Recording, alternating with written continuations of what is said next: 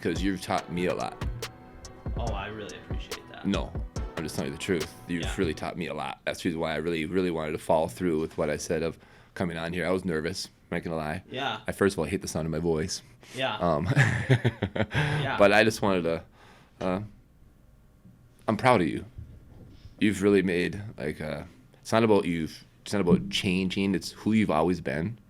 But you're really a strong human being, and I'm like really proud of you for fucking. It's like I call it. You went down the Black Diamond. Your moguls. Your what do you call it? Just things in life that you've not about overcoming. Like I said, I'm glad you went through your shit. You know what I'm saying? Because it allowed you to become who you are. You know, just like all my my mistakes or my achievements or whatever, tribulations, I guess you could say, made us who we are. You know, that's the reason why I don't ever want to fucking switch that. But like I said, I'm really, really, really, really proud of you. So when you say that I'm your teacher, well, I've learned a lot from you. Wow. Okay, well, I have to recover from that. I'm gonna leave that part in there because it's an extremely emotional.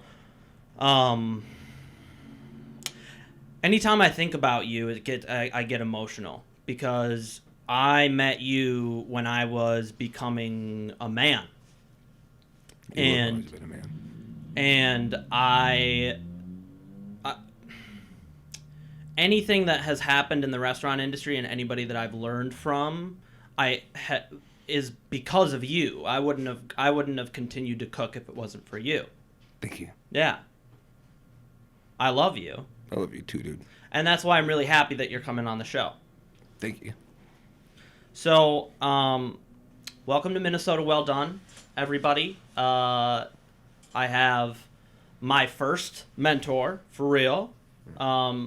He is the operator, owner, head chef of D-Spot, Deconstructed, and what's the place in Dassel's called? I'm sorry. Wicked Moon. Wicked Moon. Yeah, I'm really, really, really excited about that, and I'm not going to jump too far ahead in our topic right now. But when you have someone believe in you, that's all it takes. Like seriously, like I said, I want to do the food cult, whatever. That's another thing we get into, but it's really amazing. Just like my mom believed in me for a D-Spot that people believed in. That's what my wife does for me now. Yeah. She drives me to be a better person. Yeah. You know, so I mean, that's the reason why I really appreciate, not saying mentors in life, it's just people who make you a better person. Definitely. Yeah. Definitely. Yeah. Well, and I appreciate her too because, I mean, in reality, let's just be real. You're hard to get a hold of. You know what I'm saying? I hate phones. Yeah. I hate fucking social media, to be honest with Yeah. you. I just feel like phones should be used to contact people, then hang up, and then go speak to them face to face. Yeah. And I always seem to snow. It doesn't matter if it's fucking July, January, February. It doesn't matter. I've been a flaky person for a long time. It's just for the fact that because I felt like the only thing I could ever control was my own time. Yeah. And I felt like time was the most valuable thing, and it's not fair for me to disrespect other people. And that's what I've been seeing, that I've been disrespecting other people. It's not about what I feel like should be able to have. It's just being polite and considerate. And I see why be a hypocrite on this thing to the point where I'm mad at people for being rude and inconsiderate, where then I was just being that person. And honestly, it starts with that. Yeah. You know, and honestly, that's why I really wanted to make it here, like ever since when you first talked about it. I don't think I was mentally ready the first time when you asked me. Yeah. I had to go through some things, but yeah. So, I mean, cool. Well, dude, I'm glad to have you here. And, yeah, so I'm going to just dive right in. Please. Okay, so for people who don't know what D-Spot is, for one, you live under a rock, all right? Fucking get with the times. You know what I'm saying? It's a wing spot. Right? It's a but wing it's spot. Much more than a wing spot. It's a blank canvas. It's like an artist being able to just draw something. Yeah. It is like what does chicken truly taste like? Fucking nothing. Yeah. You know, it tastes like gum before you add flavor to it. Yeah. It's something to chew. Yeah. You know, thank God there's protein in there. Yep. If not, we'd be fucked, But like I said, Dara Markowitz out there, just remember, it's just not the peasant thing anymore. People actually do like chicken wings, and I remember that from the butcher block times. I just had to throw that out there. Oh, dude, we're gonna throw out plenty, and whatever I edit, I'm putting on the Patreon, dude. I'm getting some memberships today, son. It's happening. Yeah, no. You're dope. Yeah. All I have to do is say Mears Park, and we're good to go. No. All right. No. Okay, so I'm gonna take a step back. So what D-Spot is you have hundreds of wing flavors. Yes. I always throw out a different number every time I tell someone, because you're constantly coming up with new recipes. Yes. And I am one of I think a select group of people who have had the I have been blessed to be a part of that process. You understand what I mean? Yeah. And it's not just like, oh, I got to cook under you, but I also I've never cooked with me. Yeah, well, I've never seen that process of cooking really anywhere else that I've worked. Right there, you have, sometimes people joke about it, and sometimes you joke about it, but you have a very, I'm cooking what I want to cook, and you're gonna eat what I have to cook. I've seen you yell at customers and be like, "You don't know what you want. I get to choose what you want because this is what we have." Yeah. And I've kind of just like somehow fluttered into this new. I'm getting very down to the roots, down to the soil, down to the agriculture, and I'm starting to really immerse myself in the culture of, you don't have, a blight killed all your squash. We don't have squash, so squash isn't on the fucking menu. And that's the first time in this industry that I've kind of seen that resurface. Yep. But the point is, I've gotten to put things on that menu. Yep. And, they go off, they go on. But it is, I think that everybody can learn from that style. Yes. And it's made it hard for me to respect people when they do not have the same sensibilities as you. Passion? Well, yeah, it's passion, there's love, but there's also,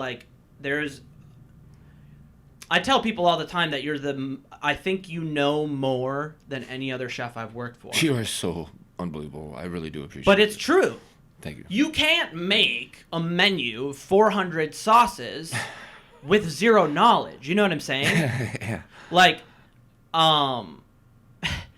So I had a, this is going to be, the first part is always usually just we're warming up. Mm-hmm. But I'm gonna skip to a stage that I had. Okay. Okay. So I had a stage at Lat 14, mm-hmm. and I just had my buddy on who got me the stage, mm-hmm. but he wasn't there. It was Yep. And I always put on my resume, and I always talk about my D-Spot experience, especially if Asian food is involved, because it's the only time that I've really been actually intimately involved with any kind of Asian sauce making or anything like that. And I talked to the dude, and I'm like, well, he has, you gotta understand, we're doing everything from scratch, right? I mean, other than the curry paste. Yeah, curry paste or something. I'm not making my own hoisin. I'm not squeezing my own oysters to make oyster paste. I mean, there's things that we can. That's what I call semi-homemade. Yeah. I'm sorry. There's everything you can do, but I mean, like I said, there's just some things. There's limits, man. Yeah, I'm not gonna make my own phyllo dough. I just posted a picture of a 75-year-old man who's the last phyllo dough maker, and he's just He's on his way out, dude. Yeah. What are you doing all day? It's a dying breed. It's like a butcher. Yeah, it's crazy, man. It's a there's arts to every single product that we come into contact with. But the point of the story is I told him about D-Spot, and I told him about the amount of, kind of things that we had to do, and he's like, well, if you really look at it, it's like the Black Widow and the Tarantula are basically the same thing.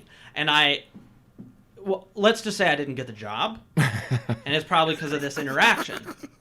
Because I'm like, oh, okay, so the addition of fried garlic, right, and garlic paste to it, it just doesn't change the flavor and it doesn't change the texture?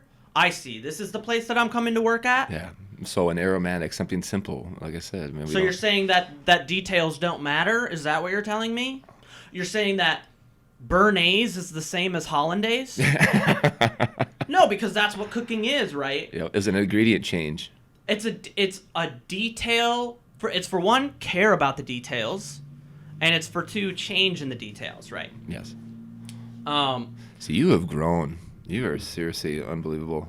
Your vocab's always been seriously. So I've been always so admired by I admire your vocab, like busting out raps the way you do, just like seriously from the scratch. Man, I don't know if these people. I don't know if people know about that though, but like seriously, the skills, and it's mad skills, and so seriously, if you doing this one is just umami.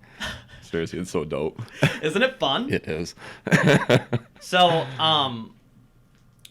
So basically, that story is how I kind of start to bring into perspective my experience at D-Spot.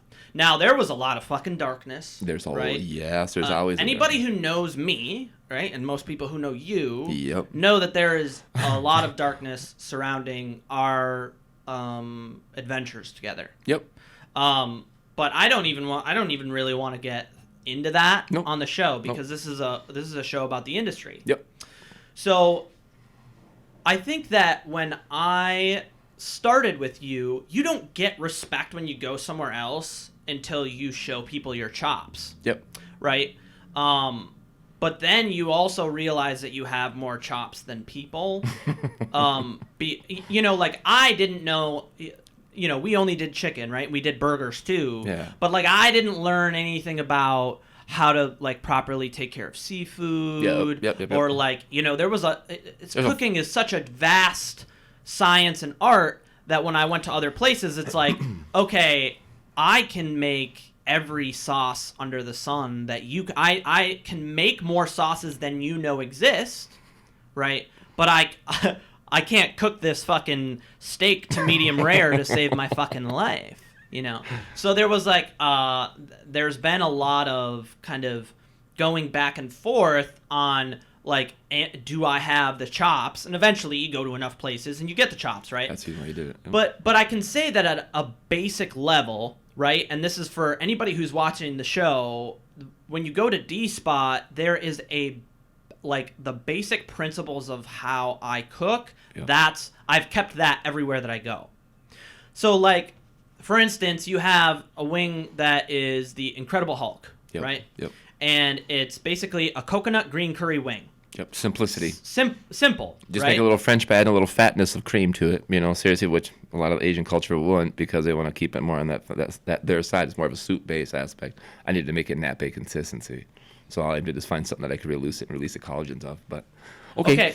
And so exactly what you're talking about there is a fusion of different techniques and cultures to achieve a goal. Yep. Right? Yep. And so like for people who don't know, nappe consistency is a French term for the way that a specific sauce sits on the back of a spoon as it cools. Yeah, so you can wipe wipe the ribbon. Right. Mm-hmm. And that is so, that's something that you taught me, but it's also something that I have been able to take to other places, right? Just because we're cooking Italian food doesn't mean that we can't use a roux. Exactly. Right? Exactly. I mean, unless your selling point is we're doing it the way that fucking like Giovanni did it. Yep. So you have no sugar, no sweetness in Italian food whatsoever. So obviously keep it. Yeah, or tomatoes, right? Exactly. Get the Fumakata. So, but then, okay, so for one, you go simple, but there is, the attention to detail is so necessary because you also grill the wing, right? And you do that after you cover it with the sauce, and then you I don't know what you'd call that. You re-caramelize the sauce. I call it the Panama Jack aspect, just like the old school suntan lotion. Yeah. So to me, that coconut milk is suntan lotion. Yeah. So it basically allows you to get tan, bring out those cool lines in your body. So basically it brings you, so you'll already get those cool char marks and basically things like that one. But to me, it's just like I said, it's the suntanning of the bird. So that's why coconut milk or coconut oil is so great. But that's what allows it to do, and honestly, it gives it a new texture. Yeah. I see it like we've all had. If you've had the green curry before at like a Thai restaurant or something, chicken's usually kind of like a boiled in there. Yeah. And if there was skin on there, that skin's going to be loose and flappy, and it's not going to be probably the best for touch in the mouth for consistency. So I just found it a way to tighten up the skin. Make it more youthful. Yeah. And make it a new texture to the point where it's not crispy like fried chicken, but like it's crispier. It has that char in there, so it dries up and it allows the sauce again to be nappe consistency. Normally a soup, I'm making it to be a sauce. Yeah, you want it to lay, not swim. Exactly. Okay, so the That reason was beautiful. The reason I bring this specific wing up is because then off of that basic wing, right? Yep. That we've already gone over. It's not that basic, so you know. Yep. But you then go off in all these different directions with it, Yep. right? Yep. You add salsa verde. Yep. You You add make it mint pea stew. Yeah. You add. It's so nice that you remembered that. Yeah. I so like that. So thank you so much. Dude, okay, for one, if it's so nice that I remembered that, you better get ready for some sentimentality because I think about your cooking often, especially when I'm creating menus. That's so dope. Because the thought of mixing a mint pea stew with a green coconut curry, right, is not something that your everyday chef would think of. No. Right? It takes interdisciplinary skills to turn a Asian wing or an Asian sauce that you've mixed with a French technique onto a fairly American idea of chicken wing, and then mix it with whatever argument you want to make mint pea stew belongs to. Italiano. Okay. Right. No nut, no cheese. Right. Okay. Well, we have a lot of French people who would go. Again, You fumakata. just spell it differently. No, like I said, no nut, no cheese. I love it. Okay. So you have the pea stew. Go into the green curry wing, and that is, we're talking all over the world. And you're getting it in a wing for a great price. Thank you. You see what I'm saying? Yeah. And I think that I have put other chefs up to that standard over a long period of time. Nice. And it's something that I want to get into, at least in this episode, but maybe we can just get into it right now. Good, jump on. Is the cool thing about it is you're also the house of blasphemy at the same time.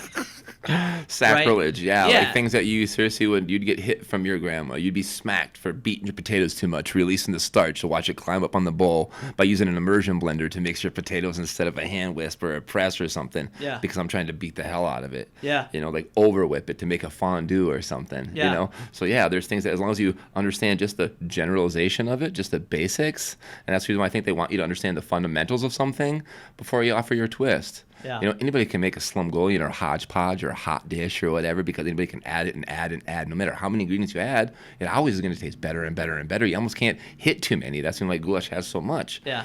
But it's just like I said, it's just understanding simple things that you could just do your version, your perspective, something that's like, you know what, because you like it.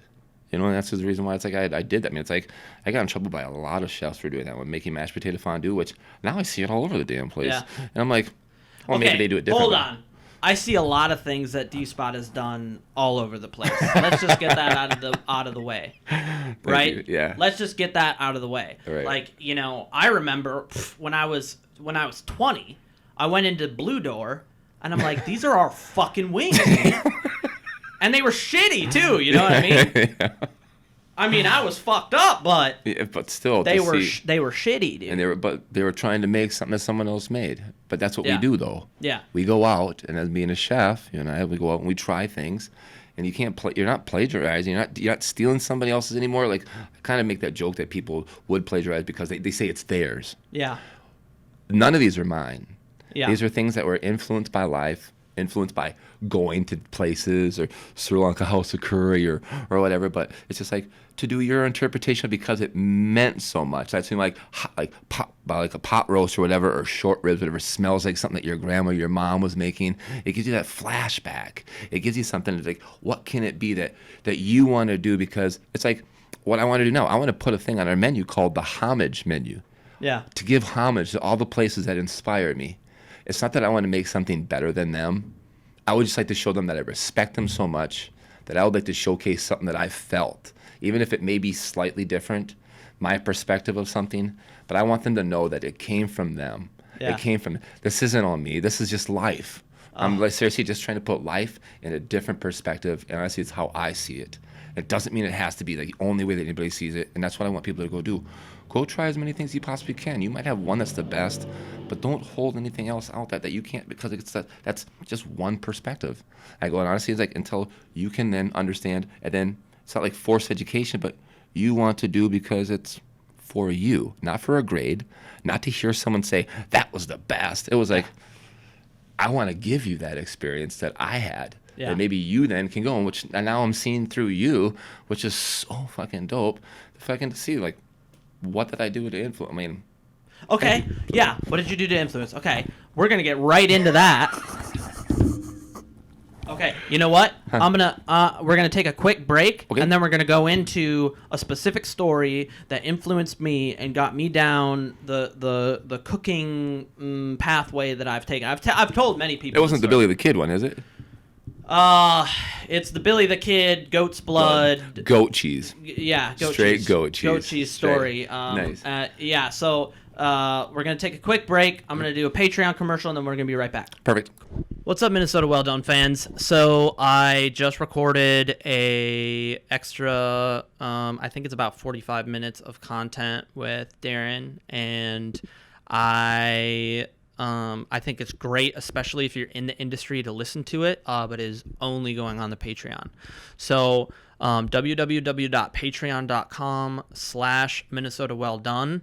You can check me out there. I have a couple different tiers, but this will be available on all the tiers. So there's a $5 slot that you can just, you can start, kind of see what the Patreon's all about. There is some content on there already, but this is going to be a regular occurrence. I'm going to be doing extra kind of more industry specific stuff, like kind of behind the line type of things for the Patreon only, and it's going to be kind of an audio deal. This one is really good just because Darin, he's an interesting chef, but he's very wild and sporadic, and in this context, he was able to distill his thoughts really well. And I think that if you are really in any place in your cooking career, it's great advice, and it's something to definitely consider and learn from. So that will be on the Patreon. And then 3-ring binders, I'm getting those started on the 24th, right? I don't have my stamp till the 24th. I think I've said that prior. So that is happening. If you are in that tier, don't worry. Things are still in the works. The pandemic has kind of shaken things up a lot for people, but that's how it's going right now.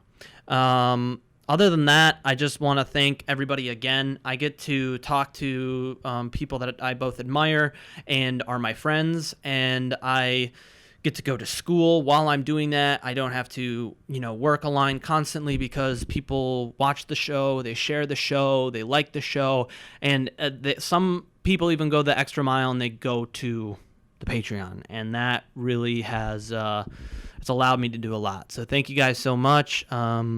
I will see you next week. Okay, so we're back, and I'm gonna break into this story just to say, like, this is kind of like where it's a point in my life, right? Like a specific hour point where I had a paradigm shift, right? It wasn't when you bashed my head on the floor when we were wrestling, right? No, I didn't. That was so dope. Okay, I know. No dark places. Hold on. We'll cut that out. We'll cut that out. No, it wasn't that. Although that was a fun time. That was fun. That was so amazing. That was a fun time. But no, the big part. I came in one day, right, and I don't even know if I was cooking at that point. Nope. Because I was your dishwasher for a while, and I moved my way up to sous chef. Yep. And but I think I might have started on the grill or something. Yep. Either way. Yep. I was kind of low level, right? But but I had interest, and I had cooked at other places before, and you could see that I loved what we were doing, right? You were loyal to food.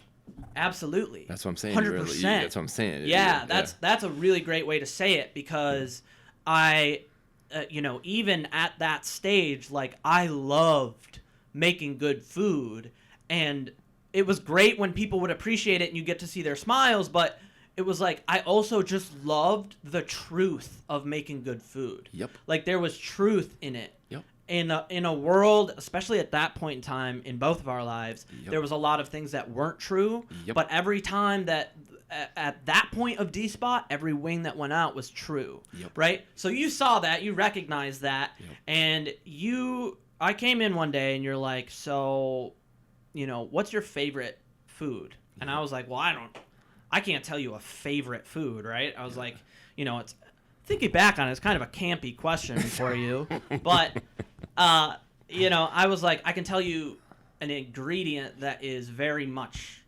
meat, Yep. right? And it was goat cheese, right? Yep. And especially goat cheese, like I played soccer in high school, so like I tried the whole dieting thing in high school, but I was uneducated, so I'd have a salad, but it would be with, a half a liter of fucking balsamic and fucking a bunch of goat cheese. So it was just basically this goat cheese balsamic sugar fat sauce on a big, on 2 pieces of lettuce, right? But that was something that I really appreciated in both just that flavor, like those two mixed together. Yep. And you're like, okay. And I didn't think anything of it. And you came back 10 minutes later and you had a wing. Yep.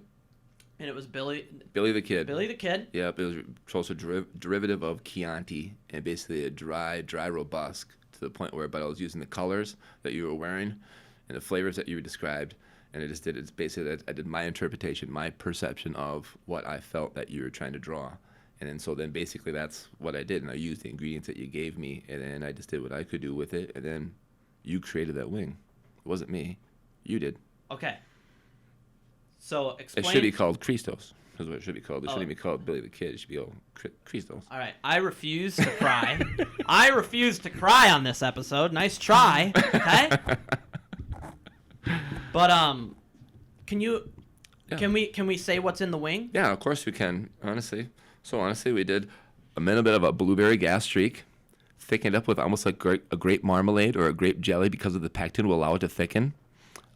Cinnamon, so basically it would enhance the spice of basically the Chianti aspect and the dryness of the goat cheese. And here we go, balsamic vinegar. There's the umami. You got to have basically the pH of the salty, savory, sweet. The sweet's going to be from the blue and the grape. The dry and the savory aspects going to come from the goat cheese and the cinnamon, and that balsamic, which is normally going to be like that tangy tang. Honestly, all it does is emulsify everything together, and it brings it to where it mounts up on each other to the point where that acid allows everything to speak for itself. You could literally taste each individual ingredient, but that's if you wanted to break it down. As when you bit it, it tasted like you were drinking a glass of Chianti. It had that dry finish of a good wine. But honestly, something that, it's a blank canvas. Like I said, I'm chewing chicken. I'm chewing something that has no flavor, but I can close my eyes and I could drink wine with this. I could drink whatever. I could drink a can of pop with this. But honestly, to the point where the colors popped, the flavors exploded, and the emulsification in the mouth, it just became harmonious. And that was you. I'm not listening. And that's what I'm saying. I'll never own any of those. Like, seriously, honestly, everybody gets to have a piece of those. As in, those aren't mine. Those are everybody's. And those were created by people. And that wing was specifically created for you and by you. I fully appreciate that sentiment, because that's a big topic that I've had on this show, is that we don't create, right? We were talking a little bit earlier and I said something kind of offhand, but I've said it multiple times in this show, is me learning to be a good chef is learning how to get out of the way, right? And it's actually kind of a spiritual term too, right? Like meditation is kind of like the art of learning how to get out of your own way, right? And so I realize that I've always seen it as you're not coming at it from this egotistical perspective, because I've seen egotistical chefs, right? I've seen egotistical chefs, and I've had egotistical chefs' food, right? And even arrogance isn't confidence. It's not about the food with them, right? You see, well, we talked about food being truth, and it's not about the food; it's about them, right? It's not about how, like, when somebody says, "Oh, like when you go to It's Greek to Me," right? And you have the 70-year-old Elkie, right, who's still working that line, and he makes you shrimp saganaki, which is like a mustard feta shrimp pasta, right? It's fucking phenomenal. Sacrilege, cheese and shrimp. I know, no shit. But that's blasphemy. But that's what happens. But I'm saying he didn't come up with that. No. And he never would tell you this is my recipe. All he does is give you the best food that he can. And that's what you did. Now, the difference is you have, you have a lot of experience, right? A lot of knowledge. And you have definitely a stroke of culinary genius. I appreciate that. And like, you know, again, I'm not. You're gonna make me cry. You know, it's not gonna be that the whole time. You understand? It's just that is what it is. That's the part where it's like, yes, it's definitely not yours, right? It's food and other people. I think that I am one of the few who can actually pull that wing off, but very few people can actually do that. Yeah. You know what I'm saying? So, for the sake of this story, I ate that, right, and went back to work. And 2 hours later, you came up with another wing. Goat's blood. Goat's blood, which is red curry, cherry tomatoes, goat cheese, honey, and pesto, right? And people are, people who are under certain disciplines are like, what the fuck are you talking, dude? What are you talking about? It's one of the best flavors. It's one of the best bites of food I've ever had, and it was 2 in the same day. You're so dope. You're so dope. And like, it's like, for a lot of people, they think about what food is to them, and it just transcended that for me. And from that point on, I wanted to work for you and learn from you. And you can see it in the way that D-Spot has evolved over time, that people felt that in differing levels. That's why you have a following. You don't have a following because you were able to make a good, sugar glass web and put it on top of a baby carrot that you roasted, and then put a swoosh something, or a foam, pretty, or some aerosol can spray of something, or caviar. Yeah, whatever. I make fucking good films. So fuck you. No, I don't. Okay, shots at me. All right, let's move on. No. But it wasn't because of that. It wasn't because it was dressed up. Like we said before, like D-Spot, Darin's cooking is blasphemy central. You'll give it to somebody in a basket with, a checkerboard. What do you call that? No China. It's a checkerboard piece of paper, a liner. Yeah. Honestly, no China, no sommelier. Yeah. No fucking pillage your pocket. Yeah, and no waitress, no waiter. Nope. It's a very different experience, right, than you would get, say, if you were to go to Lexington, right? You know what I mean? Yeah. But people still had the experience that you would expect at places like this, where they're going, oh, I didn't know that food could taste like this. That's why I want to have you on the show. I want to have you on the show to talk about, like, how a wing can taste like a glass of Chianti. Well, like I said, it's to believe. Yeah. Just like as anybody, I'll jump into where I wanted to make a food cult, food cult of America, the only cult that's ever invited into your home that we can all be a part of. There's no certain segregation. Basically, it's like everyone's allowed to, because if you just want to be a part of and enjoy. Listen, there you go. If you want to just enjoy, you don't even have to be participating to make, just to enjoy the fruits that someone cares about, just like a peanut butter jelly sandwich. I always start that by telling what's my favorite meal that someone could ever make me? Peanut butter and jelly sandwich, because normally 900% of the people know how to make a peanut butter and jelly sandwich, right? And they can cook it from their heart, their version of. Not the best bread, not the best peanut butter, not the best jelly. It's just a fucking peanut butter jelly sandwich that they made for me. Yeah. And it's like, and that's what tastes the best. So it starts with the belief. So the point where if you believe in somebody, to believe in something, you can, not to jump in the biblical factor, but I mean, people would go to church, people would do certain things, but it's just like you believe, and it's just like to the point where that one thing, to the point where you trust me. The hardest, I think, the most difficult thing in this world, to find trust. Yeah. And you're not gonna lie with the food, you know. People can lie, but the food won't lie. It speaks for itself. So then, basically, when they believe and they trust you, that it allows you to give that freedom. And again, it's confidence, not arrogance. It's not being vain. It's that because that power that you feel from the people, and it's just like, thank you. Just like when I get from you and from my wife and these people, it allows you to be, like I'm saying, a better person. It allows you to do those things. It allows you to, well, at least for me, to look outside the box and to have an opportunity to be able to not educate someone's mouth, but to just broaden their horizon. We don't know it all. You know, if you think that you know it all, then die. Yeah. And you're done learning. I mean, it's like, honestly, so stop eating McDonald's, stop fucking smashing shit in your fucking faces because you need to. Yeah. Do it because you want to. Yeah. And fucking because it tastes good, not because you have to have something. Healthy food doesn't need to taste like shit. Diets suck, but I mean, honestly, but healthy food doesn't have to taste like shit. Bad food doesn't have to taste horrible. And honestly, do you know what?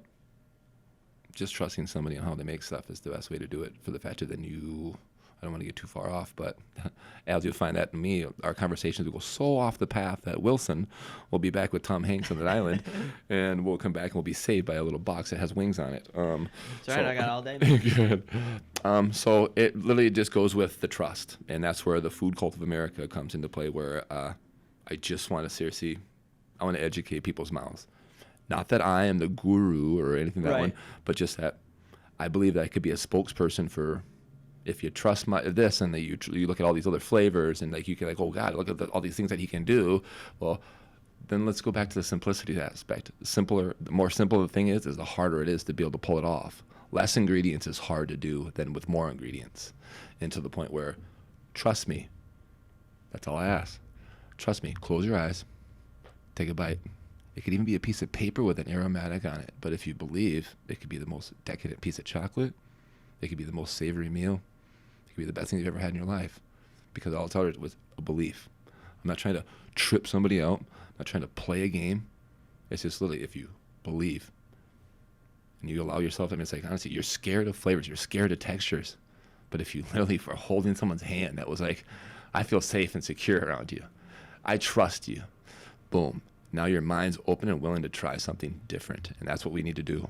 We need to try things differently, especially today and to now, and it's now what's going on. Yeah. Yep. Oh, I fully agree. I mean, it's a wild world out there right now. Yep.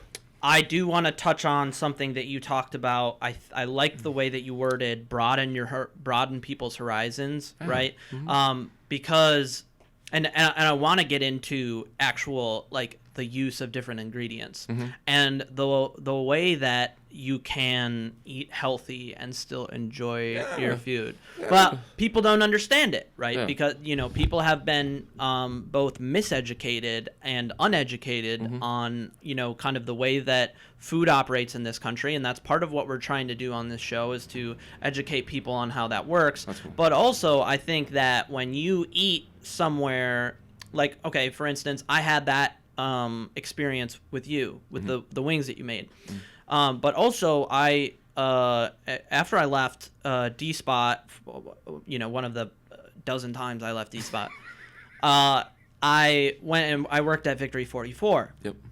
And and Harsey had his all the pork that was used in house was his own pigs. Yep. And I've never had pancetta like that. I've never had bacon like that. I've never had, anything that was used in, right? It was another paradigm shift for me, right? Yep. Where I realized that if you learn what good food is, like if you learn what good ingredients are yep. and you use them, yep. you cannot fake that, nope. right? If that makes sense. Yeah, they speak for themselves. And so the what I've gotten into in terms of how I make my menus and where I select my produce from, and how I teach my staff underneath me, and how I work with chefs that work above me mm-hmm. is a fusion of those two ideas. Yep. Where It is, dude. I mean, it is a belief. Like you have to trust the chef, but at the same time, you have to get away. You have to use the best ingredients that you can get. Whatever is feasible for you, you need to do that. It tastes different. It just does. It does taste, but there you go.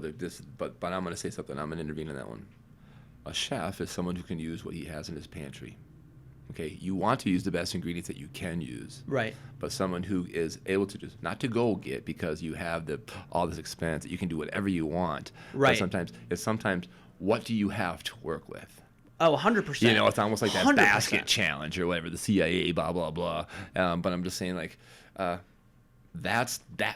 me is because it's like, well, how now does it, I lack the education on this and the words, God, I don't even know where to go on that one. Okay, well, let me take over because I think we're talking about the same thing. We're wording it in different ways. Yes. Okay. When I'm talking about getting the best ingredients that you can, right? I actually have a phrase for it. Like I'm not talking about gold foil. Yeah. Okay. You understand? Okay. Like I'm not talking about gold foil. I'm not talking about like Wagyu beef. No. Right. I'm talking about like I had a woman on here, Carla Mertz, right? Okay. Yep. And she's a farmer at Iron Shoe Farms in Princeton, Yep. right? And the way that she does the whole restorative agriculture, she doesn't use pesticides. She has that, she planted native prairie grasses for her cows to graze on. She raises her animals from the soil up. She grows her plants from the soil up, and nothing is monocropped. Nothing is, it's like I said earlier, it's pesticide free. That is what I'm talking about. Yes. Right. Okay. And I can get that for the same price that I can going to U.S. Foods for a variety of other things. Okay. Right. Yeah. Okay. I know what you're saying. Like me, when I like lamb, right? Like that's kind of something that I'm a little bit finicky in. It's a finicky thing. Yeah, right? it is.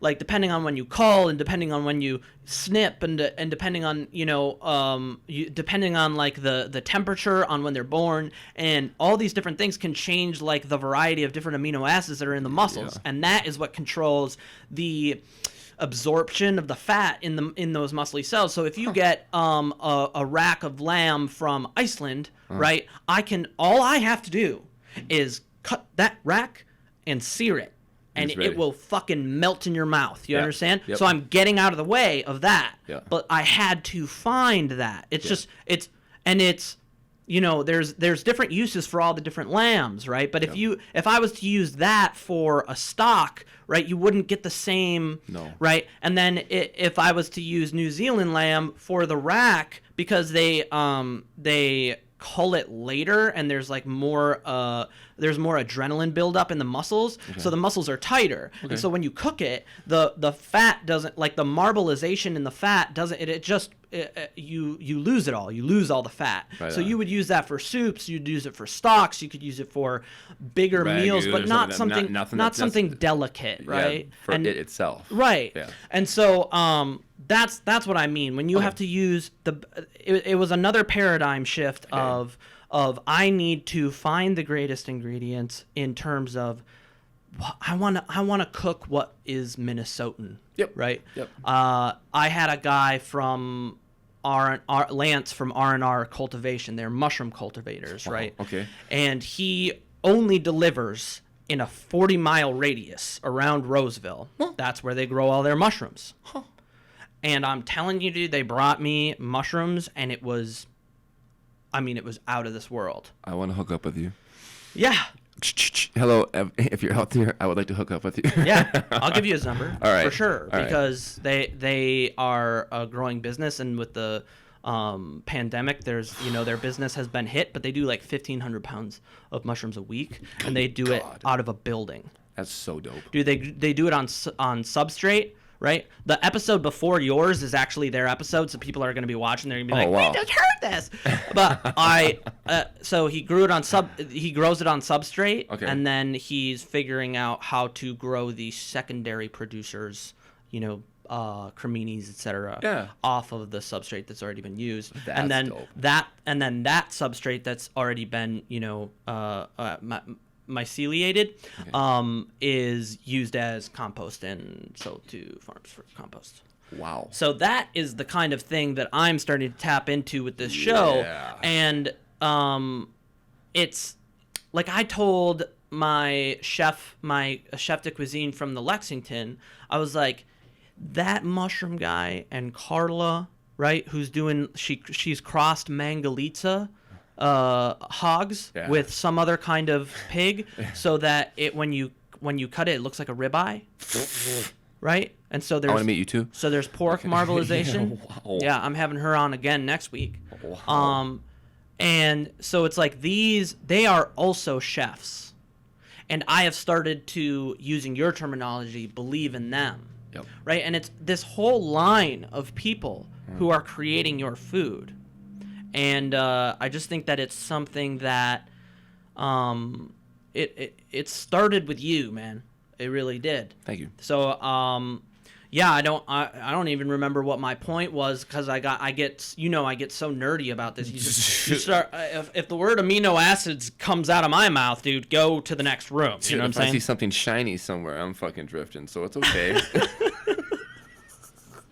But yeah, I mean that's what cooking has become for me, right? Yeah. And that's why this show has been so excellent and it's really worked. Yeah. Because I, for one, have made many connections throughout my career, and I'm making more connections. But I always have that in the back of my head of like, I need to get out of the way of this, right? Because when I started the show, I just wanted to like have a show literally where I like talked shit all day. Like I just wanted to have, the comedy podcasts that are out there and they literally just rip each other apart the whole time. And it's funny and they love each other and it's great. And that's what I wanted it to be. Mm-hmm. And like the first episode I had Jack Riebel on and Jack Riebel's like, really, tomatoes aren't from Italy, they're from Minnesota. So, and just hit me with the big history lesson, which is also something that I'm very passionate about. Mm-hmm. Is just like the history of mankind and the history of food is definitely a fusion of two passions. So like, from that point on, this show has just been like this amalgamation of fucking information and education and entertainment for me. Mm-hmm. And then I just record it. Dude. Dope. Yeah. Let's take another quick break. Okay. And then I want to get into what you're doing now. Okay. And I want to get into a little bit more, I think...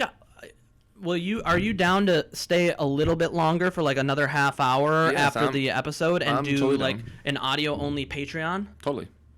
Okay, we're going to get into some good stuff today, people. It's going to be fucking sick. Thank you. Okay, so what's going on in my land? In your land, man. Well, okay, for one, let's just go back to D-Spot is open. Yep. Right, and you're starting to make bottled sauces. I'm starting to do bottled sauces right? so I can make sure everything is consistent. Okay. That's one thing that I had an issue with. Don't get me wrong. Everybody, like, seriously, like, a lot of talented people out there. Yeah. But every time someone does something different, just like even if somebody made a peanut butter and jelly sandwich, it's something different. It doesn't matter. It's never going to be 100% the same. Yeah. In this right now, for where we've became, what we are and what we're becoming, that people are on the social media and go out there to the point where it's not the same as this time. It was this. This is my French fries didn't make it home. Well, they're never going to in the first place. Yeah. It's just I want to make sure that they understand because it's like they're like, well, I can tell when Darin makes it. I can tell when Chef makes it. And I'm like, you know what, all these people are very talented. That was me. No. But it's like I want to make sure that the sauce that you get on it, or I mean, honestly, like I said, pHing the stuff out to the point where they're all shelf stable. I'm not gonna lie about this shit. My sauces are shelf stable to the point where it's consistent. I want you to be able to get it the way you had it the first time. What gave you that memory or that flashback or like umami it's exactly the same way, man. I got it the exact, man, that's what I had, that's what I miss, instead of the inconsistency that I'm seeing right now. And it's just some people and it happens, they're becoming a little arrogant, so to the point where they think it needs a little bit more of this or this, and it's their interpretation, it's their perception. I get it, which we just talked about, but right? My customers want consistency. Right. And I've always promised them to make something fresh, I mean, to the point where it's, it's from scratch as can be. Like I said, I'm not going to make my own hoisin or oyster sauce or things like that one. But I found a way I can batch my sauces. sell my sauces, and which I'll get to a couple of them that I want to sell that I want to give out to the public more, like the other places that don't have. It's not even about the wing factor, but it's just so that they can use them for other things. Like I said, goat's blood was originally made for a pasta. Yeah. You know, I mean, it's kind of funny, and it wasn't really curry. It was I've used it for a pasta. I didn't even put it on the menu. I was like, I can't get a hold of Darin, but we're gonna run it anyway.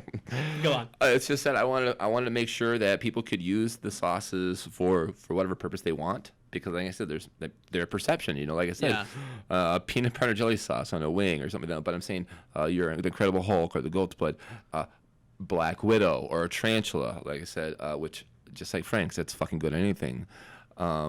I just want you to be able to use it and to apply it to whatever you want it for. Yeah. Because a lot of these things can be used so it's a finishing sauce. It could be used as a marinade. It could be used as a salad dressing by adding one ingredient. Just like the one person, like, well, what's that one ingredient, the roasted garlic, going to do to it? Or is it going to change the texture? Going to change the aromatic?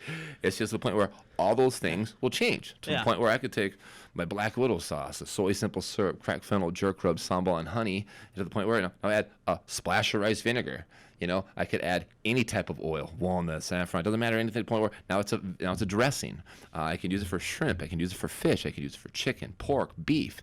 It doesn't matter. And which is going to bring me to the point where I want to get that Black Widow sauce out to the point where it's cheaper than when you buy soy sauce on its own. Yeah. So I would love to basically, all you Asian restaurants out there that are trying to monkey it up with beet sugar sauce and stuff like that one and things like that one, I'd like to get out there and show you that you can use this on your fried rice or something else, or my harissa aioli.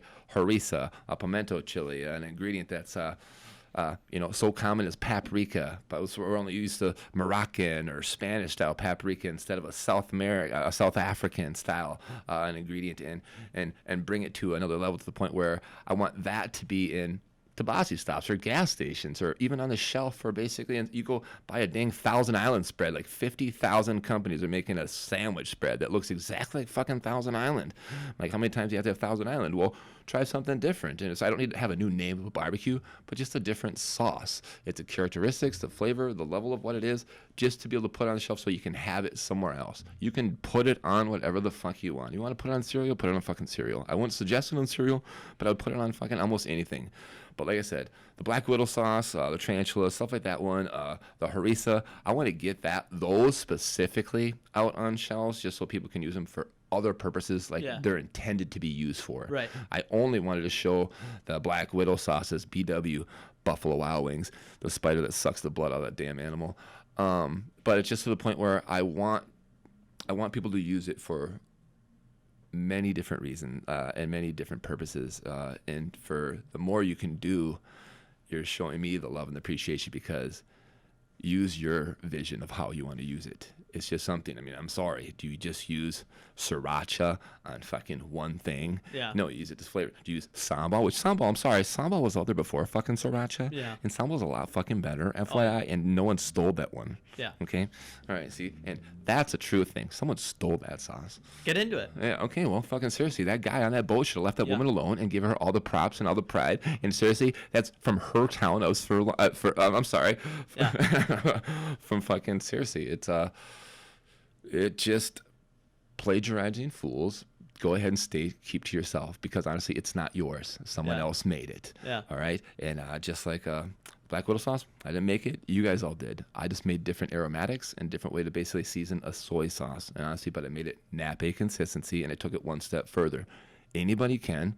I'm just saying, I'm trying to make it so you don't have to go through making all the pots and pan process of making that sauce. So now you can have a finished product. But it's a finisher, it's a starter, it's a bleeder in the beginning. You can use it as a marinade, a salad dressing, or basically a finishing sauce. But all my sauces, except the ones that carry cream. Cream are going to be something that's going to offer me where I can't pH cream to the point where I don't want to pH cream. Honestly, you should never be able to buy buttermilk dressing on a shelf or a fucking goddamn dry storage. Yeah. All right, that's refrigerated. That has a life expectancy. But anything else that allows me to add vinegar to, I'm sorry out there, that's what's allowing me to create the gastrique. That's what's allowing me to create something that's going to be shelf stable. Right. So basically my sauces that are out there, There's anything from a pineapple orange to an apple, roasted red, or anything, or even a simple syrup of some sort is shelf stable at the pH 6. And I believe that's the pH that I'm trying to get to. Like I said, I'm not chemist. I'm not like the guy across from me right now. But basically... Oh, dude, don't even say chemistry right now, bro. Oh, my God. But I literally want to get those sauces out there, the help of D-Spot and my wife, and the consumers themselves. Hopefully I'll be able to get this thing out because Deconstructed, the very first D-Spot, the one that was in Maplewood, is now the sauce manufacturing company. So I will literally, my wife and I will be running the sauce making company, Deconstructed, so we can supply D-Spot with the sauce and then allow, because of this pandemic and all this and the crap this world's going through right now, that food is to go.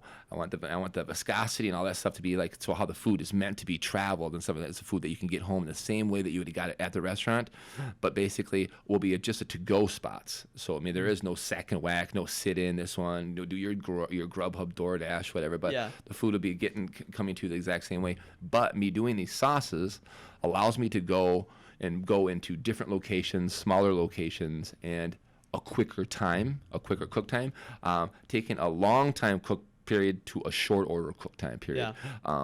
You don't think that breakfast is bad because you had a short order cook from Mickey's Diner make you breakfast because it was one of the best breakfasts you fucking had. Right. But honestly, that's considered short order because it's just made and some things are just shortened up so you can quickly get it out. Yeah, I talked to Aaron Cave at the Gnome a little bit about how they're kind of forced to do their reopening of the Gnome.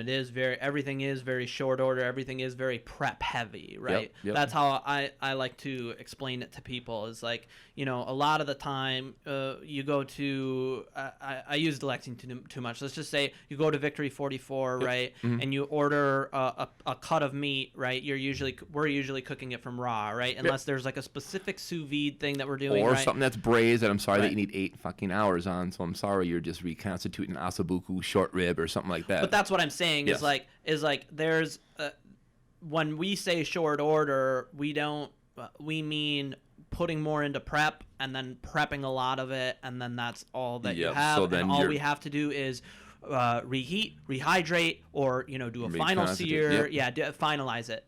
Just like we're pre-blanching risotto. Basically, that risotto's already started. We're not cooking it all up from scratch unless you seriously have an hour. I mean, that means like you may have a place that they can do that. Yeah, but I don't know. I don't know of any places that, at least that I've worked at, that have been able to do that. But you don't have the time. Yeah. Like, there's no way. Nobody will wait. Right. It's 20 minutes or less, so exactly. And I, especially with risotto, I don't find that to be a problem. There's certain things in cooking, right, where like I'm gonna use one of the things we talked about, that Billy the Kid wing, right? There are certain ways that you can fuck food up, right? And so like with the Billy the Kid wing, like you're using goat cheese, right? And goat cheese does not work like what's a good cheese. It doesn't emulsify or melt, right? It breaks away. It almost gets gritty. Yeah, it gets gritty. It gets gritty. So like I know, like when I go and eat and I say that I know Darin isn't cooking, it's because these Billy the Kid wings are gritty or they're over sweet or whatever. So it's like I think that there is kind of like a dance that we do along this line of the dichotomy between it is blasphemy. It's not about doing it the exact right way. You can have your own interpretation, but don't ruin it. Right. Moderation. I fully agree.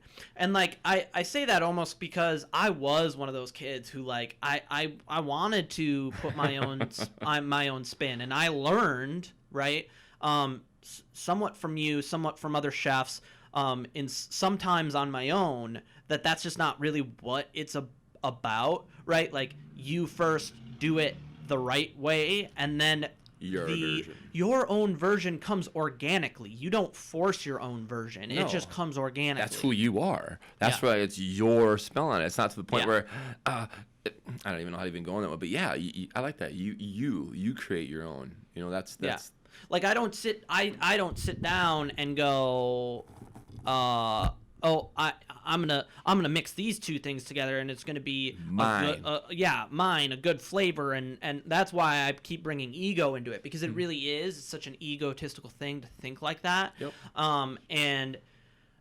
To kind of not rise above that, but to step back from that and just let the food do it, like make itself. That's why simpler is harder.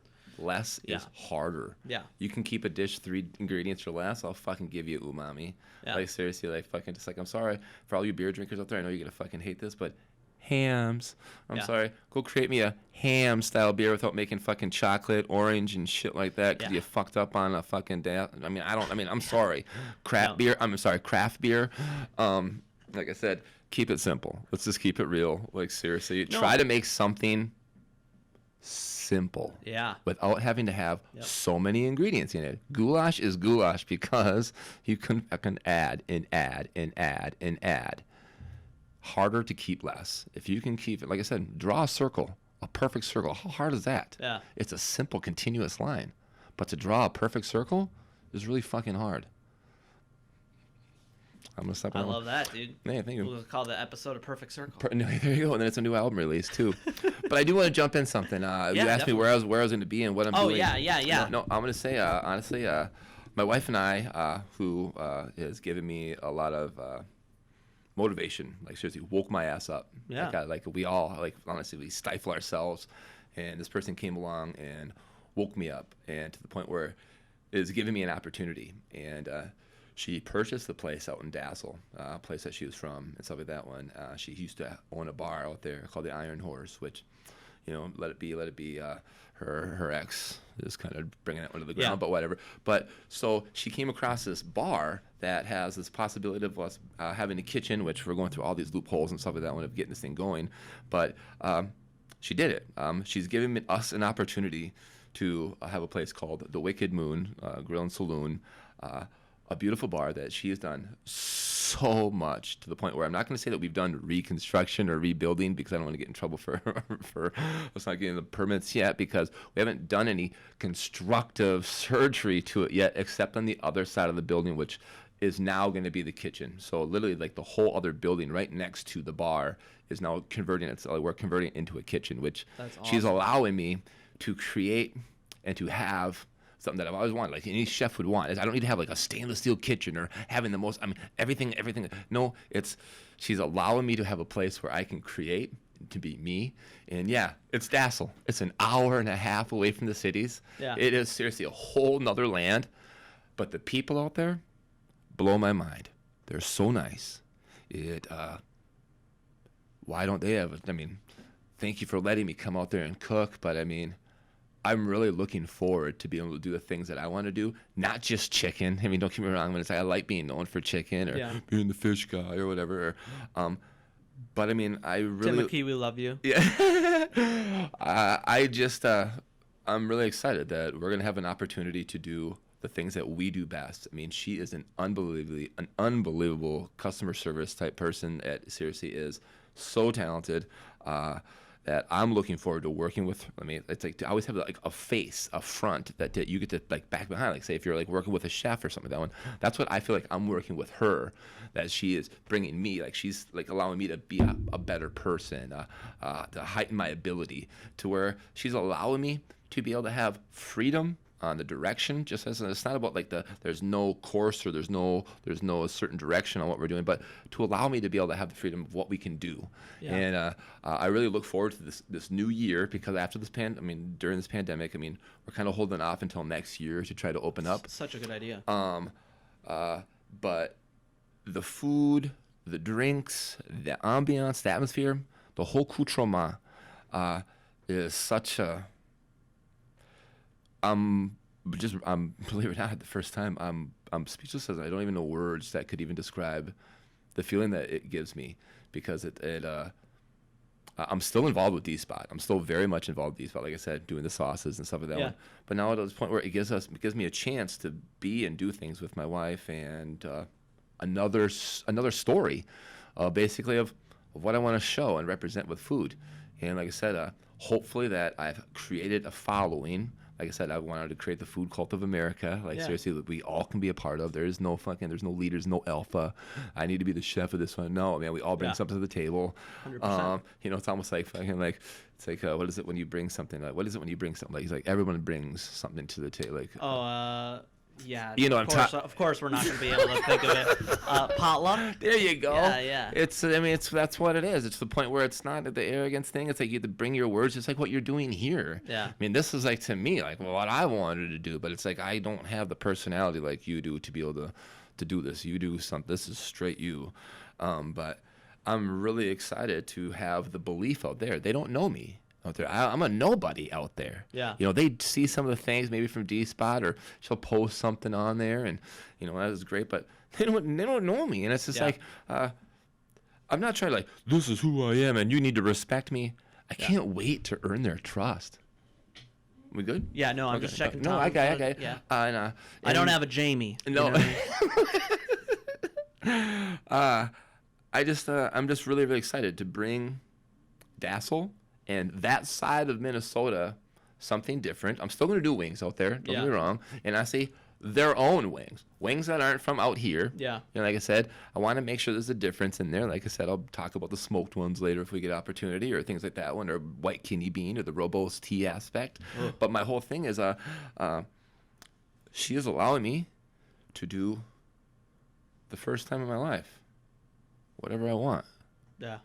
It's not about picking an ethnic variety of food, and it's not about doing the slum going of doing everything. Yeah. But it's been a long time to feel this much inspiration of like the drive of wanting to do something, and I just feel like I just keep on running into some walls dealing with like the distance between the cities and Dassel. But I am really excited. It's in a beautiful location. I want to say it's 251 Atlantic Avenue West, and that's Dassel, Minnesota. Right next to Darwin, the largest ball of twine. If you watch like America's the Family Vacation, basically that's where you'll see the Darwin, the largest ball of twine. Like I said, the people up there are amazing. I really look forward to cooking for them up there, and I look forward to people that are from the cities just to maybe get out. When this is done, especially when the pandemic, don't get me wrong, you can get my food in the cities from the D Spot and the deconstructed aspect, but I'm really looking forward to doing whatever, man, short ribs, butchering again. I mean, doing some things that are not just chicken. I mean, it's just like... Here, I'm going to interrupt you. Okay. Because, for one, it's awesome to see you inspired and awesome to see you happy, right? And I'm very thankful to you for that, because it's been a while, right? Yeah, it's been a long while. It's been a while since I've seen that, but also I've never really gotten to experience you cooking food other than wings, right? Wings and burgers. Very kind of like you've been. It's not forced. It's been a very cool experience, right? And like you said, it's a new experience, but it's also like you get to go back to the roots of.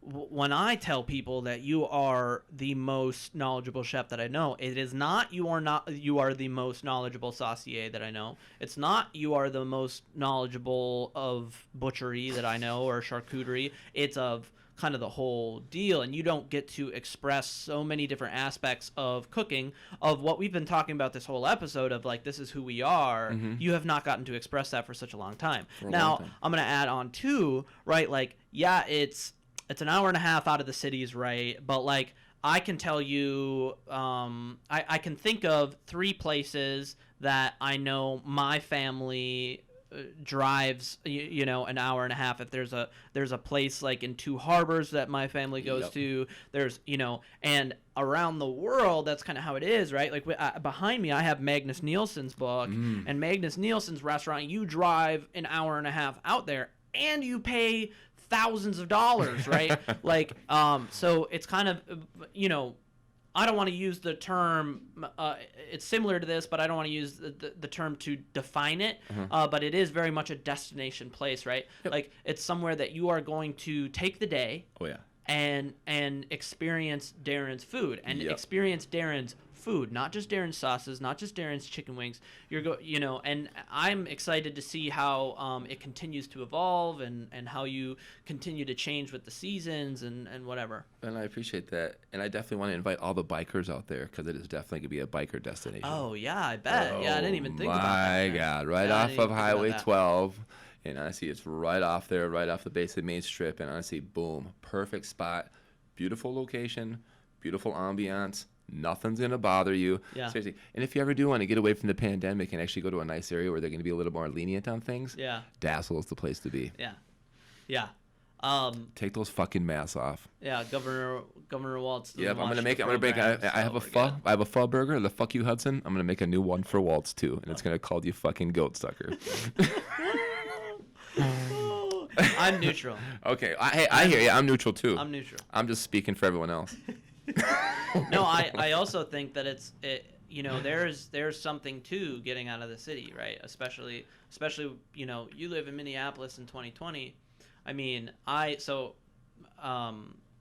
Greek place that I cooked at, right? That is another place where I've gotten to evolve at and stuff like that. It's so heartbreaking to go down there and see what was once like kind of like a sprouting area. There was all this artist stuff going on, and now it's done. It's trashed. Yeah, it's taken. And honestly, that's because you were thinking about getting a little spot right across the street from there, and can you imagine?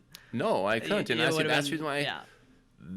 Hopefully, we can still come across this point, man. But this pandemic, everything during this time period, not about the pandemic, but just the people in general. Yeah. Seriously, fucking, it's gonna sound like hippie-ish, man, but eat and be merry. Yeah. Fucking go fucking try to fucking argue and fight when you're full. I'm not asking you to go puff a bowl and be happy and fucking be nonchalant and fucking does not care about shit. Yeah. Still care about shit. Yeah. But seriously, be full, be humble.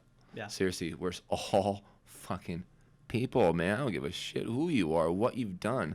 Man, if you look at my shit, like I said, or our past, you wouldn't see who we are because you're living in what that was. Yeah. But that what has helped create us. This, what we just went through or what we're going through, should be making us stronger and actually bringing us together instead of dividing us. And seriously, that's where it's like, honestly, it's like, and here you go. Wait till when we get all the chefs together, we can have one big table, and all we're doing is just bringing people together. I love that sentiment, and I think that, if you look at it from like a George Carlin perspective, right, that is going on the micro scale. Yep. And then the bigger the group that you look at, the more it seems that it's divided, right? Yep. But I've been doing this show since, a couple months into the pandemic, right? And I've seen person after person come up with these cool ideas on how to not even change the industry, but just change these little tweaks and how we can make this work. And we're doing turkeys for these people on this day, right? And we're raising money for this, and the food truck is doing free food. I mean, like, so I've gotten hooked up with people like Justin Sutherland and Brian Ingram of the Gnome, and the networks of people that they have now. It's like I can say that it's palpably different than it used to be. Yeah. Right? Like you definitely grew up in a very cutthroat world of the industry. Yep. Right? And I grew up kind of at the change of the guard, I like to call it. Yep. Right? Like my chefs we have wrestled in the kitchen and broken shelves with each other's heads, and I've had pans thrown at me, and I've been told that my food is fucking garbage and I need to go fucking kill myself, like, and they meant it, right? Like I've seen, but it's not that anymore, right? Like that. But even before the pandemic was starting, like you could see this kind of like community cooking come back, right? I liken it to a person in AA, right? A lot of the people in AA, what they realize that they've been missing their whole life is connection to other people. And I think that in the industry, or in food in general, the community in general, we've been missing that connection to other people. And I think that we're, at least with what I've seen in this show, and I could be, slightly selective in what I look at, but I am seeing a lot of a push towards more community and less self. Yeah. I agree. That's why I just wish we all could just work together to figure a way to get the viscosity and the mass of the food to the people, and without using Grubhub and DoorDash is going to charge a 15 to 20% increase and make these outrageous prices to the point where why can't we just find a service for ourselves? Yeah. Like, if we care so much about it, then why can't we come together and help the other business? It's not about taking that business down. Honestly, if there's another business that offers food, doesn't that give us more of a variety? And that's what we're looking for. It's not that we're out like, ooh, we're scared of the competition. It's not competition. It's the camaraderie. 100%. We are in this together. So how can I help you? How can you help me? It's not like I'm going to advertise for you. No. What can I do for you? What can I do if this is my job and I do this, can this affect your business? And how can I affect yours if I butcher, or if I do this, or this person is hey man, I'm going to start my own delivery service, which doesn't do this one. And this is like, I'm not going to come in here and make you sign this contract that says this, to the point where now I'm on a time schedule of I got to get my food within 15, 20 minutes. Again, now you push in that short order aspect, but to the point where I get together and like, what can this place do that can have better food, not necessarily changing what it is, right, but to get that food to that consumer that has to travel. So now think of that. I mean, there's not a plate that you're going to be serving on. Do I need to have a fucking lunch style, like a dinner, like a cafeteria style plate that has everything separated because it's traveling in a meal format? No, I want the viscosity of the mass to get to the same way. But all these people, not me, you, other chefs out there that are so talented, use what they know of, hey, did you know that potato can be reheated? Because you know what, instead of it's bleeding the starch off the potato, which they're doing now with the French fries, this is cracking the fuck up out of me. So they take the starch off the potato and then they spray it back on the potato. So they're treating it like a potato chip. So like your fries might be soggy when they get home, but throw them in the microwave for 15 seconds and then they're gonna crisp them back up. Why is that? Because of the starch that they put back on the potato that they've been taking off. So they've been putting a batter or a flour that's making it gluten. So those gluten people who can't have gluten can't have it. But honestly, those seasoned fries, that's getting dusted with flour. Yeah. This is because of the pandemic. They found out that, hey, that starch that we're bleeding when we're soaking the potato, that before we fry it, because that's what's making it soggy. No, because you're trying to cook it at one time. So the point where they're spraying that starch back on the potato, so it's meant to be reheated. Yeah. So your food is meant to be reheated when you get it. Yeah. If you have 15, 20-minute cook time, let's just say, then you're waiting 15 minutes for that driver, and then it's going to drive 20 minutes. Yeah. And then you're going to fucking go on the social media, be like, my shit doesn't taste the same. Oh, dude. It doesn't look the same. It does. You know what? I got an idea. It better not. It fucking better not, because I got an idea. The only thing that looks the same is the McDonald's cheeseburger, all right, that never fucking changes. Shit's going to change. And honestly, fucking humidity, climate, everything. Well, let's use what we have. I know who's sitting across from me is way smart enough for this shit. I got some things to bring to the table, and I know so many other people have something. Like I said. Let's talk about those things after this break. Ta-da. Bing, boom, bing, boom. They redo, but I want to recap on this one because honestly, like I said, first one's the jitters and the shakes. Just like going up on stage, going up on stage and giving a speech. I could honestly, if I'm doing food, I could talk. Well, no, I'm gonna rephrase that because I did an FSA food show where I met my wife at an FSA food show. I couldn't even hold my tongue together. Like I couldn't even. I didn't know what to say. I'd never been so more speechless in my life when I did a food demonstration.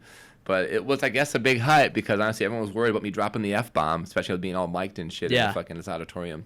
But I guess that's like this one guy with the purple shirt made it. I just focused on this dude's purple shirt, and I kept on thanking him like, you have no fucking idea. Probably looks like I fucking him big time, but I was like, dude, you're saving my ass right now. But then I had cooking over those butane burners that are like BTUs of, I don't know, like a fucking 1,000. I'm telling you right now, just on one point of the pan, so I'm burning eggs, and I was like, and I'm trying to do like a risotto cake fucking hollandaise shit thing, and I was like, oh my god, with Bunsen burners. But I mean, like even when you'd talk to me about food, right? Or you'd talk to everybody who worked for you, but nobody knew what the fuck you were talking about because they just weren't experienced, right? Yeah. For a long time, we thought that you were just mentally unwell. I mean, you are mentally unwell, right? But we thought like that you were just talking nonsense. And then like I had that trust kind of early on. And then you got the Ovaltine thing, and then you found out that I was speaking code, and then you found out drink more Ovaltine. We're not gonna get into that. When you're talking food, though, yes. you can talk. You definitely know everything about the food, yep. and it's rapid fire, and you better fucking know your shit, right? Like if you don't know what a fucking bordelaise is, you're fucked. You know what I'm saying? Like what emulsification? Okay, and then they'll radio laugh. Yeah, yeah. Good luck. Yeah, good luck. I just said I murdered your family. I said I just murdered your family, sodomized your son. You're like, I'm like, don't do that to me. Yeah, but no, I would stay with you. Nice, I know you would. But I mean, I can see how that just wouldn't translate to an FSA. You know what I'm saying? Yeah. But with this show, I've actually gotten that a lot, where people like, you know, around the second, third segment, people start to get into it, right? And that's when we start to wrap it up. Yep. Like I said, dude, when I thought of this show, I thought of you first. I thought of many chefs, mm-hmm. right, who have been great mm-hmm. on the show, but you were first. So I definitely want you on again. Right on. I definitely want to be on again. And for everybody who is interested to hear more about the way that Darin cooks, about some of our food, not industry secrets, but like industry cultural stuff that we've been going on, you're going to have to go to the Patreon, because we're doing an audio only Patreon episode. I'm going to throw it on there, and that's the only place that you're going to be able to get it. Beautiful. All right, dude. Darin, thank you so much for doing this, man. It's been a great time. It's great. God. It's not just great to see you. It's great to talk in this way. It's great to feel a lot of the feelings that I have for food kind of just reinvigorated. It happens every time that we kind of get together like this. It's next time I'm interviewing you. Oh, I'm down. No, I think people need to fucking finally get the fucking. I mean, I know you say some things about yourself on the show, but you know what? It's tough to speak about yourself. This is me. No. I'm gonna fucking toot your horn. I'm gonna suck you off on the show. Okay, dude. All right, man. Right on. Yeah, dude. I'm down for that. I'm down for that. Makes me a little uncomfortable thinking about it like that. You know what I'm saying? But hey, man, if the taxes are right. Yes, it is, man. Like I said, money's money. God, you son of a bitch. We're fuck it. We're done.